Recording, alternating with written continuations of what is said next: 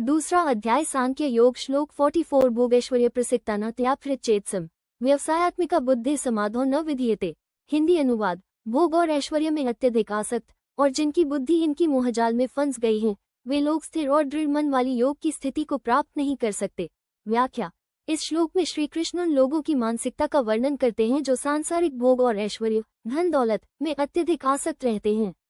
ऐसे लोग अपनी चेतना को सांसारिक सुखों और इच्छाओं में खो देते हैं, जिससे उनका मन शांत नहीं रह पाता और आत्मिक उन्नति का मार्ग अवरुद्ध हो जाता है। भोग और ऐश्वर्य की यह लालसा उन्हें कर्मकांडीय धार्मिक गतिविधियों में उलझाए रखती है। उनका उद्देश्य केवल सुख और वैभव की प्राप्ति होता है, जिसके कारण वे आत्मा के वास्तविक स्वरूप और भगवत प्राप्ति जैसे उच्चतर उद्देश्यों को नहीं समझ पाते। इस मानसिक स्थिति में उनकी व्यवसायात्मिका बुद्धि स्थिर और एकाग्र बुद्धि नहीं बन पाती।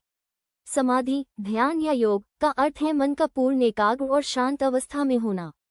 लेकिन जो व्यक्ति सांसारिक सुखों और संपत्तियों में लिप्त रहता है, उसका चित्त इन तुच्छ विषयों में उलझा रहता है और उसे वास्तविक आत्मज्ञान प्राप्त नहीं होता। श्री कृष्ण यहाँ ये बताना चाहते हैं कि आत्मज्ञान और मोक्ष प्राप्ति के लिए सांसारिक भोग और मोह से ऊपर उठना आवश्यक है।